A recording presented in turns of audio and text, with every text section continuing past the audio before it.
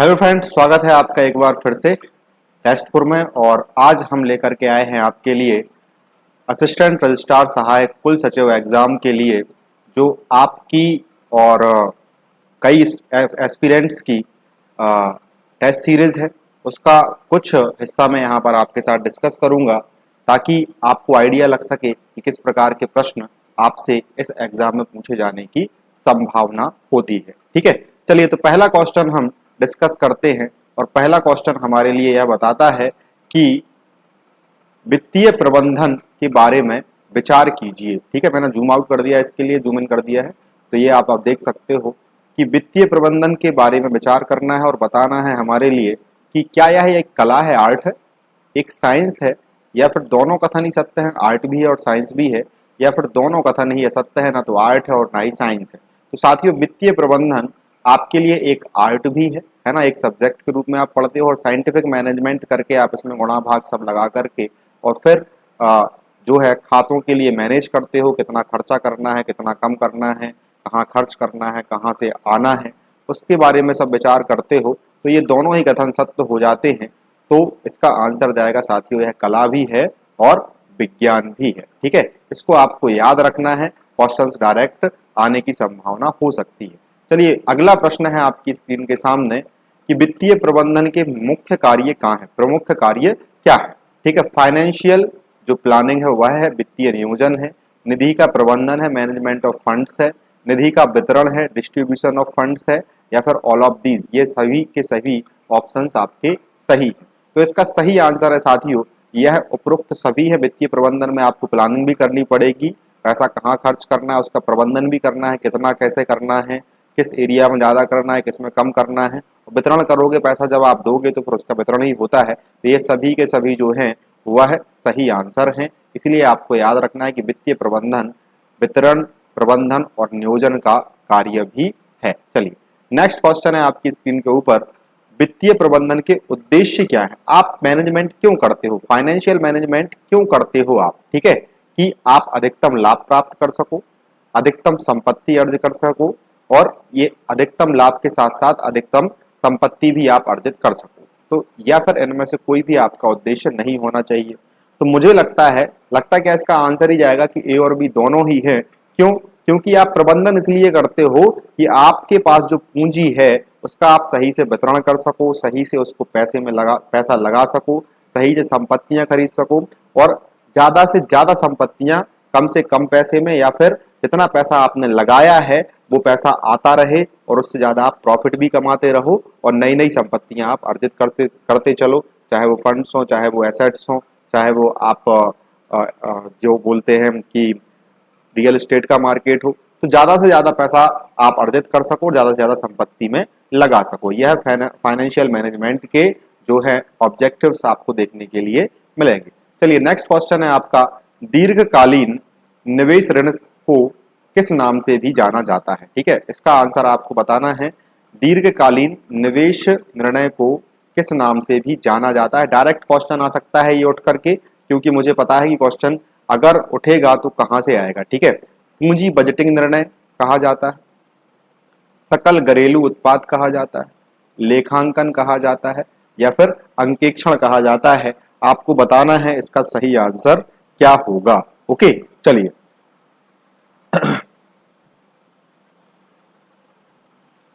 तो साथियों इसका सही आंसर होगा पूंजी बजटिंग निर्णय, जो कि एक महत्वपूर्ण क्रिया है।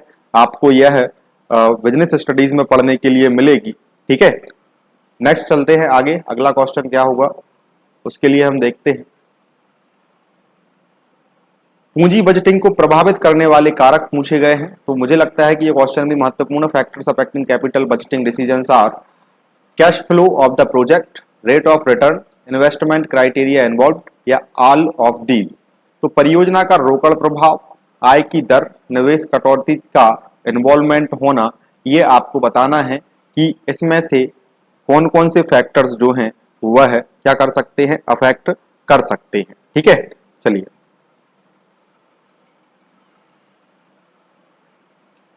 तो इसका सही आंसर है साथियों ऑल ऑफ दीज, आपको याद रखना है।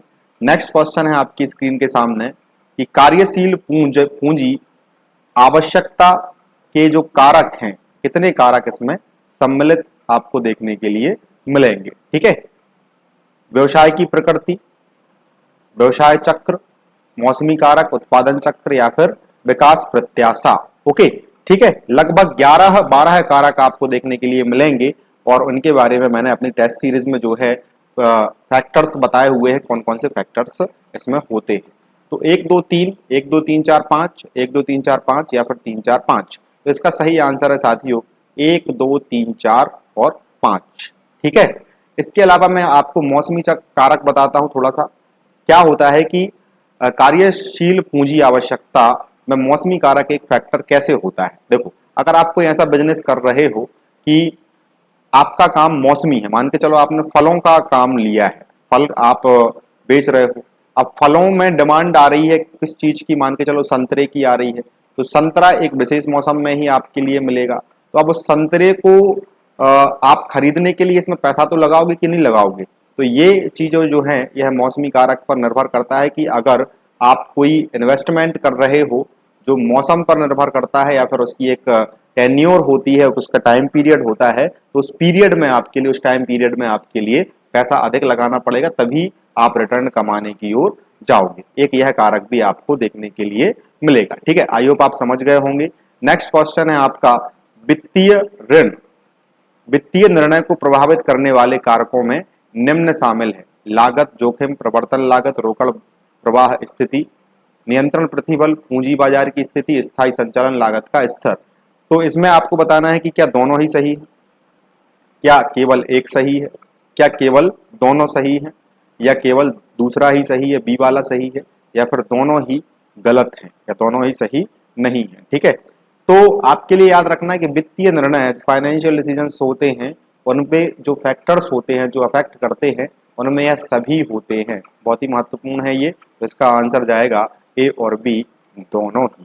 ठीक है, चलिए नेक्स्ट चलते हैं हम अगली आगे की क्वेश्चंस पर। कोई धन विधेयक है या नहीं, उस पर राज्य विधानसभा अध्यक्ष, है ना, राज्य विधानसभा अध्यक्ष का विनिश्चय अंतिम होना संविधान के किस अनुच्छेद में है। ठीक है, तो बात की जा रही है किसकी, राज्य की विधानसभा की, राज्य की विधायिका की, और आपको ये भी पता होगा कि ये राज्यपाल की अनुमति के बाद ही आएगा, है ना, तो इस पर आपको ज्यादा चर्चा करने की जरूरत नहीं है। इसका सही आंसर है साथियों अनुच्छेद 199। ठीक है, अनुच्छेद 199 आपके लिए याद रखना है ना, बहुत ही महत्वपूर्ण अनुच्छेद है यह हमारे आज के टॉपिक के हिसाब से। नेक्स्ट क्वेश्चन है संविधान के किस अनुच्छेद के तहत राष्ट्रपति प्रत्येक वित्तीय वर्ष के संबंध में संसद के दोनों सदनों के समक्ष वार्षिक वित्तीय विवरण रखवाएगा। ठीक है, अनुच्छेद 112, अनुच्छेद 211, अनुच्छेद 145 या फिर अनुच्छेद 87। तो ये चार हैं, आपको दिख रहे होंगे, है ना, थोड़ी सी स्लाइड यहाँ पर ब्रेक हुई है, कोई दिक्कत नहीं है। तो इसमें आपका आंसर है 112। ठीक है, अनुच्छेद 112 आपको याद रखना है। ठीक है, चलिए नेक्स्ट क्वेश्चन हम आगे बढ़ते हैं। कुछ महत्वपूर्ण क्वेश्चन हम देख लेते हैं आज के सेशन में, और क्या हो सकते हैं। बहुत सारे क्वेश्चन है साथियों, तो ये क्वेश्चन आपको टेस्ट सीरीज में देखने के लिए मिलेंगे।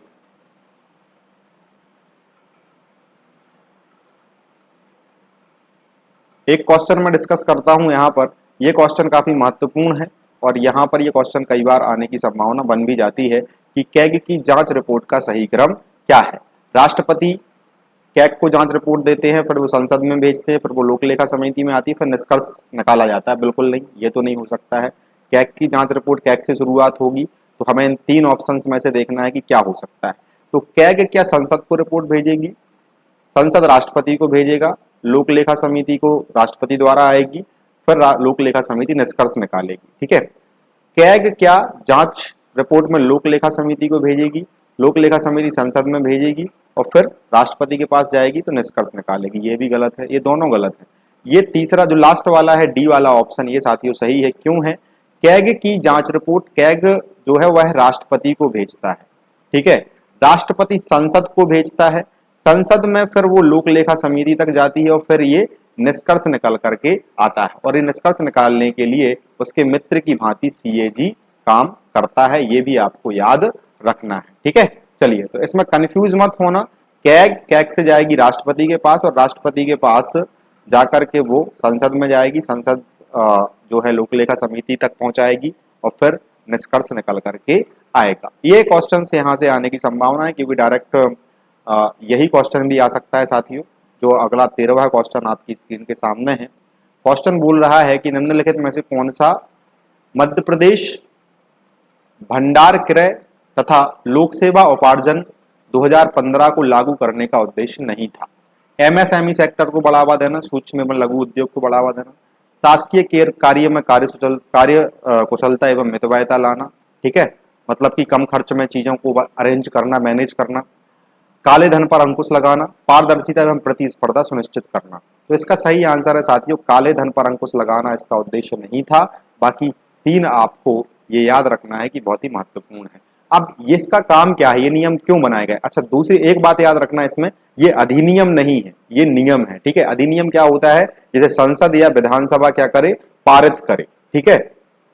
एक साधारण बहुमत से अगर कोई वो कानून बनाते हैं तो वो अधिनियम माना जाता है, ठीक है। चलिए, उसको शक्ति मिलती है संसद के, जो उनने पारित किया है उससे उसको पावर्स मिलते हैं। नियम बना सकती है सरकार खरीदी वाले, तो ये नियम जो है ये बदलाव भी कर सकती है संसद बिना विधानसभा में प्रस्ताव लिए, ठीक है। तो ये भी आपको याद रखना है कि ये नियम है, ना कि अधिनियम है। और ये कब आए थे? तो 2015 में आपको देखने के लिए मिलेंगे। दूसरी बात आपको याद रखना है कि काले धन पर अंकुश नहीं लगाया ये वाला नियम। अब एमएसएमई को कैसे बढ़ावा देगा? तो मध्य प्रदेश सरकार के जो उपक्रम है ना, बहुत सारे उपक्रम चलते हैं, मध्य प्रदेश सरकार की बहुत सारी कंपनियां भी चलती हैं जो एमएसएमई सेक्टर को बढ़ावा देने के लिए काम कर रही हैं। जैसे लघु उद्योग को बढ़ावा देने के लिए हथकरघा विकास निगम है, ग्रामीण खादी एवं जो ग्राम उद्योग वगैरह हैं उनको बढ़ावा देने के लिए है। तो इनसे आप खरीदिए, अगर आप शासकीय ऑफिसर हैं या शासकीय ऑफिस में काम करते हैं तो वहां से आपको चीजें खरीदने के लिए एक गाइडेंस टाइप से दिया जाता है, ठीक है। अब क्या है, दूसरा क्वेश्चन है कि इस नियम के अंतर्गत परिशिष्ट बा में उपार्जनकर्ता अभिकरण में निम्नलिखित में से कौन शामिल नहीं किया गया? मतलब एज अ सप्लायर, है ना, एज अ सप्लायर या फिर एज अ जो डिस्ट्रीब्यूटर टाइप से रहेगा वो कौन नहीं है। तो इसमें आपको याद रखना है, पहला जो ऑप्शन बोलता है मध्य प्रदेश राज्य हथकरघा बुनकर सहकारी अधिनियम मर्यादित। दूसरा इसमें एक और है साथियों, ये शायद दिख नहीं रहा है, कोई दिक्कत वाली बात नहीं है, मैं जस्ट 1 मिनट इसको जूम ऑन करूंगा तो हो सकता है कि हमें प्राप्त हो जाएगा। देखो ये संत रविदास हस्तकला हथकरघा विकास निगम, खादी एवं ग्रामोद्योग बोर्ड, मृगनयनी एम्पोरियम। तो इसमें साथियों याद रखना है आपके लिए कि ये मृगनयनी एम्पोरियम नहीं है, ओके, ये बहुत महत्वपूर्ण है, ये इसका अभिकरण नहीं है, इसका अभिकर्ता टाइप से नहीं है, ठीक है। अब इससे जुड़े हुए क्वेश्चंस हम बाद में देखेंगे, हमारी टेस्ट सीरीज में भी इससे जुड़े हुए काफी क्वेश्चंस हैं, आप वहां पर भी इसको अटेम्प्ट कर सकते हैं। तो नेक्स्ट क्वेश्चन हम चलते हैं कुछ और फाइनेंशियल बजट में जो महत्वपूर्ण हो सकते हैं। चलिए, तो ये नेक्स्ट क्वेश्चन जो आपको देखने के लिए मिल रहा है कि भारत में जो बजट निर्माण का कार्य किया जाता है वह किसके द्वारा किया जाता है, ठीक है। भारत में बजट निर्माण का कार्य किसके द्वारा किया जाता है, ये क्वेश्चन आपसे पूछा जा सकता है। वित्त मंत्रालय करता है, गृह मंत्रालय करता है, कैबिनेट मंत्रालय करता है, या फिर आर्थिक मंत्रालय द्वारा इसका काम किया जाता है। यहाँ पर विधायिका भी ऑप्शन में मिल सकता है आपके लिए कि क्या विधायिका करती है, क्या नहीं करती है। तो ये भी आपके लिए बहुत ही महत्वपूर्ण जरूरी सूचना है, ये भी आपको याद रखना है कि ये किसका कार्य है, ठीक है। तो एक बात याद रखना आप, इसमें यह वित्त मंत्रालय के द्वारा तैयार होगा। वित्त मंत्रालय की एक आर्थिक समिति होती है और यह विधायिका का काम नहीं है, यह कार्यपालिका का काम है, ठीक है। कार्यपालिका इसके लिए करती है, विधायिका सिर्फ इस पर क्या करती है, मतदान करती है और इसको बनाती नहीं है, और वो देखती है कि आपने पैसा कहाँ खर्च किया है, कैसा खर्च किया है, लेकिन ये काम मेनली है कार्यपालिका का, ठीक है। तो इसका आंसर जाएगा साथियों ए, वित्त मंत्रालय के द्वारा। नेक्स्ट क्वेश्चन है, निम्नलिखित में से कौन सा कर भारत सरकार को अधिकतम राजस्व देता है ना। तो लगभग 19 पैसे के आसपास माना जाता है, 21 पैसे के आसपास माना जाता है, एग्जैक्ट डेटा मुझे याद नहीं है। कॉर्पोरेट शुल्क, उत्पाद शुल्क, आयकर शुल्क या सीमा शुल्क? तो इसका आंसर है साथियों कॉर्पोरेट शुल्क जो आता है वह भारत सरकार को अधिकतम राजस्व देता है, ठीक है। चलिए, एक क्वेश्चन और मैं आपके लिए बताता हूँ, बहुत अच्छा क्वेश्चन है, डायरेक्ट लेकर के चलता हूँ मैं आपके लिए क्वेश्चन नंबर 50 पर। और क्वेश्चन नंबर जो 50 है वह आपको बताएगा कि क्या इसका सही आंसर होना चाहिए। ठीक है, चलिए 50 के पहले हम देख लेते हैं 49 पे ले जाना चाह रहा था मैं। ठीक है, किसी भी देश के सभी ऋणों का योग को कहा जाता है, लोक ऋण कहा जाता है, पब्लिक डेब्ट व्यक्तिगत ऋण कहा जाता है, राष्ट्रीय ऋण कहा जाता है, या फिर लोक ऋण और राष्ट्रीय ऋण दोनों कहा जाता है। ठीक है, तो ये आपको बताना है कि इसका सही आंसर क्या होगा। कमेंट बॉक्स में आप जल्दी जल्दी बता सकते हैं, है ना। तो ये आपके लिए याद रखना है कि इसको जो एक रमेश सिंह की आप अगर इकोनॉमिक्स की बुक देखेंगे तो उसमें उन्होंने लिखा है, जो लेटेस्ट एडिशन था, कि किसी भी देश के सभी ऋणों के योग को लोक ऋण कहा जाता है और लोक ऋण को ही राष्ट्रीय ऋण भी कह दिया जाता है। तो इस हिसाब से हमारा आंसर लोक ऋण और राष्ट्रीय ऋण दोनों हो जाएगा। ठीक है, और इसके बारे में उन्होंने बताया भी है कि मिनिस्ट्री ऑफ फाइनेंस और आरबीआई की एक रिपोर्ट है, उसमें यह जो शब्द है वह उपयोग किए गए हैं। ठीक है, चलिए तो नेक्स्ट आगे चलते हैं, हम एक क्वेश्चन और देखते हैं। लेखानुदान कब पारित किया जाता है? मांगों पर मतदान के बाद, आम बहस के पहले, आम बहस के बाद, या फिर मांगों पर मतदान से पहले या आम बहस के बाद। तो आंसर इसका जो है वह मैग्रा हिल सी बताया और होना भी चाहिए। इसके बारे में हम सबसे नीचे देख लेते हैं कि आखिर यह प्रोसेस होती क्या है। ठीक है, चलिए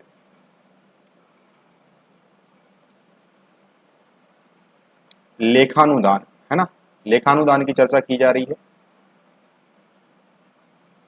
अब हमारी जो संसद की वेबसाइट बोलती है वो क्या बोलती है कि लेखानुदान बजट पर चर्चा इसे प्रस्तुत किए जाने के कुछ दिनों बाद प्रारंभ होती है।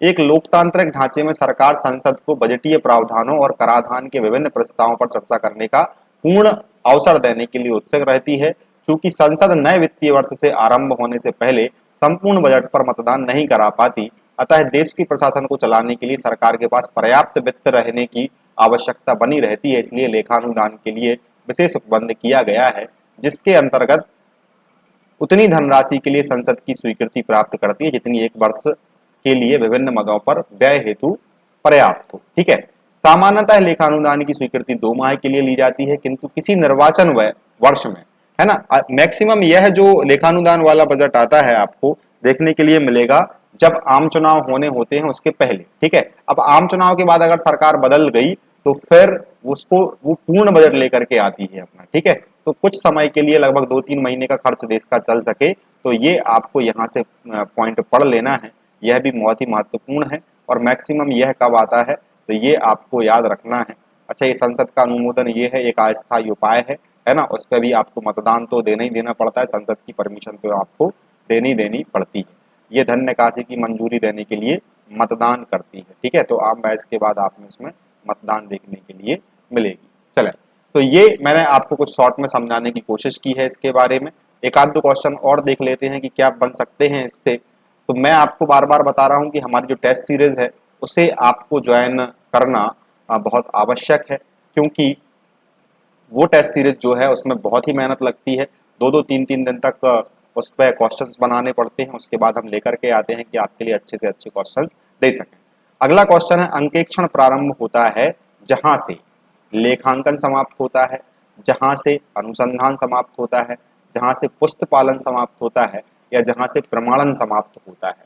ठीक है, तो साथियों इसका देखो चीजें 2-3 चीजें आपको याद रखनी है कि भारत में जो हमारा कैग का काम है उसका काम लेखांकन करना तो अब बहुत ही कम रह गया है। ठीक है, उसका काम बचा है ऑडिटिंग करना, पैसा कहाँ खर्च होता है। ठीक है, पैसा, क्योंकि जो पैसा कैग कब देखता है, खर्च होने के बाद वो निर्णय करता है, या खर्च करने के बाद उसके पास पावर होती है कि अब वह देखे कि यह क्या पैसा सही जगह उपयोग हुआ है, क्या सही तरीके से उपयोग हुआ है, क्या सही परिस्थितियों में उपयोग हुआ है, कहीं ज्यादा या कहीं खर्च तो ज्यादा कम खर्च तो नहीं हुआ है। मतलब कम हो गया तो कोई बात ही नहीं है, लेकिन अधिकांशतः अधिक खर्च ना हो तो उसके बारे में वो पकड़ने की कोशिश करता है। ठीक है, तो लेखांकन समाप्त होने के बाद जो है ऑडिटिंग या अंकेक्षण, है ना, लेखा परीक्षा प्रारंभ हो जाती है। यह भी आपको याद रखना है। ठीक है, महत्वपूर्ण है, बहुत ही महत्वपूर्ण है। ये त्रुटियां वगैरह कुछ क्वेश्चन ऐसे डाले हुए हैं, तो ये भी आपको देखने हैं। ठीक है, चलिए नेक्स्ट क्वेश्चन है, अंकेक्षण का प्रमुख उद्देश्य क्या है? त्रुटियों को पता लगाना, छल कपट का पता लगाना, त्रुटियों व छल कपट को रोकना, उपरोक्त सभी। तो ऑडिटिंग का सीधा सीधा मतलब है कि ऑडिटिंग क्यों की जाती है? कि आपकी गलतियां पता चल सकें, अगर आपने कहीं छल कपट करके पैसा इधर उधर किया है तो वो पता लगा सके। ठीक है, और फिर भविष्य में अगर ऐसी त्रुटियां और छल कपट ना हो, उसको रोकने के लिए भी काम हो सके। ठीक है, उस पर रिपोर्ट वगैरह भी दे सकते हैं। तो ये इसका आंसर साथियों उपरोक्त सभी जाएगा। तो यह थे यूनिट 6 के फाइनेंशियल मैनेजमेंट के कुछ क्वेश्चंस। अगर कुछ क्वेश्चंस और मुझे महत्वपूर्ण लगते हैं तो मैं वो आपसे डिस्कस करता हूँ। अच्छा, एक क्वेश्चन और देख लीजिएगा आप, भारत की वस्तु और सेवा कर परिषद के अध्यक्ष कौन है? ठीक है, प्रधानमंत्री हैं, वित्त मंत्री हैं, वित्त सचिव हैं, या फिर लोकसभा अध्यक्ष हैं? तो इसका सही आंसर है साथियों वित्त मंत्री होते हैं। और ये लिखा हुआ है कि वित्त मंत्रालय का जो कैबिनेट मंत्री होगा वह वित्त मंत्रालय जो देखता है वह उसका अध्यक्ष होगा। ठीक है, तो वित्त मंत्री जो है वह उसके अध्यक्ष रहेंगे। आज निर्मला सीतारमण ताई है, तो कल अगर कोई वित्त मंत्री और कोई बनता है तो ऑटोमेटिक वो जीएसटी काउंसिल का अध्यक्ष बन जाएगा। जीएसटी काउंसिल निर्णय कैसे लेती है इसके बारे में भी एक पूरा का पूरा लेक्चर है मेरा, उसको भी मैं अपलोड करूंगा। बहुत ही अच्छे से मैंने उसमें डिस्क्राइब किया है। ठीक है, और इसमें हर जो प्रदेश है उसका मंत्री, जो मैक्सिमम आपका वित्त मंत्री होता है, वही इसका सदस्य होता है। ठीक है, और इसके सदस्य भी होते हैं कुछ, उनके बारे में भी आपको देखना है। इससे संबंधित जो जीएसटी से संबंधित जो संवैधानिक संशोधन हुआ है वह आप मुझे कमेंट बॉक्स में करके बताइए कि कौन सा वह संवैधानिक संशोधन था।